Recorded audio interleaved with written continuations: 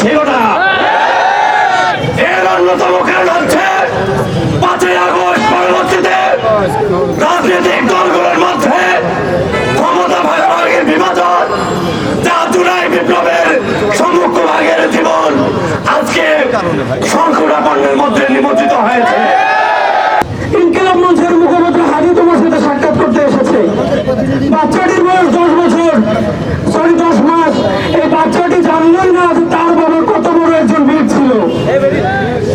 আল্লাহর কসম করে হাজি ভাইয়ের রক্তের শপথ করে বলছি, রংপুরের মাটিতে যেখানে আওয়ামী লীগ আছে, যেখানে আওয়ামী লীগের দোসররা আছে, যেখানে অত্যাচারীরা আছে, আপনারা নিজ নিজ জায়গা থেকে তাদের প্রতিহত করুন।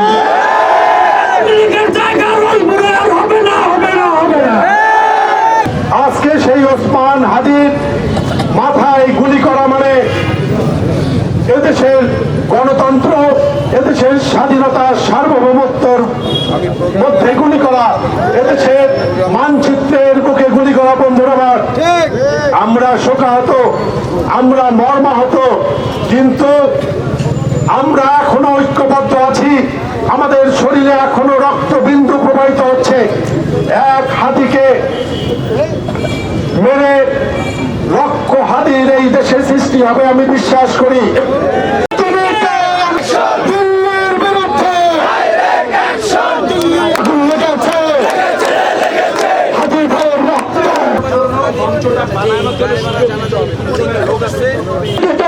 প্রত্যেকটি ছাত্র সংগঠন জুলাই বিপ্লবের প্রত্যেকজন ব্যাপে ঐক্যবদ্ধ হবে।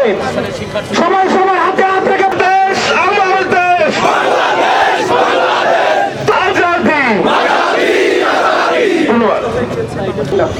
আল্লাহুম্মা ইন্নী আলা যিকরিকা ওয়া শুকরিকা হুসনি ইবাদিকা। আমরা রংপুরের সমবেত জনতা তোমার দরবারে হাত দিয়েছি। মাবুদ, বাংলাদেশের স্বাধীনতা সার্বভৌমত্বকে রক্ষা করো। আল্লাহ বাংলাদেশের স্বাধীনতা, আল্লাহ ওসমান হাদি ভাই আমাদের কাছ থেকে চলে গেছেন। মাবুদ গো, আল্লাহ নির্মমভাবে হত্যা করেছে, তাদের বিচার যেন আমরা নিশ্চিত পাবো।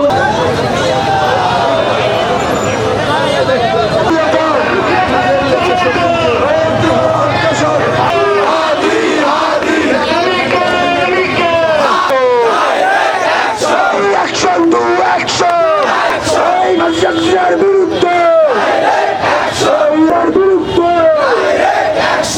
আওয়ামী লীগের বিরুদ্ধে